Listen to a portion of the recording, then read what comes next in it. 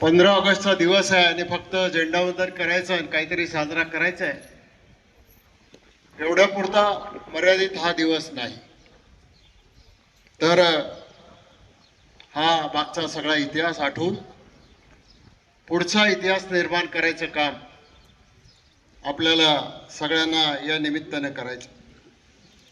अनेकांनी आपल्या कुटुंबाचा सुखाचा आयुष्याचा विचार न करता देशाच्या स्वातंत्र्यासाठी संघर्ष केला आणि त्याच्यामुळेच आज आपल्याला लोकशाही, संविधान आणि स्वतंत्रपणानं जगण्याचा अधिकार आपल्याला मिळालेला आहे।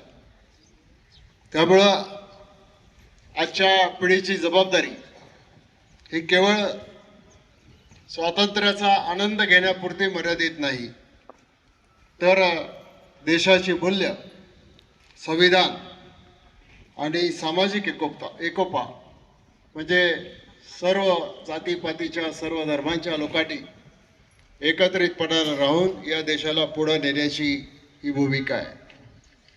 भारत हा फक्त मोठ्या शहरांचा देश नाही, भारताची खरी ताकद ही ग्रामीण भागामध्ये आहे।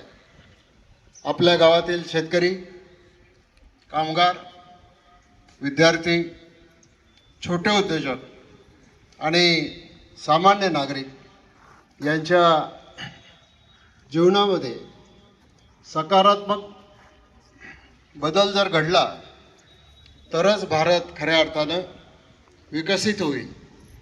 चांगले रस्ते, पाणी, वीज, आरोग्य, शिक्षण, दळणवळण आणि रोजगाराच्या संधी या गावापर्यंत पोहोचणं आवश्यक आहे।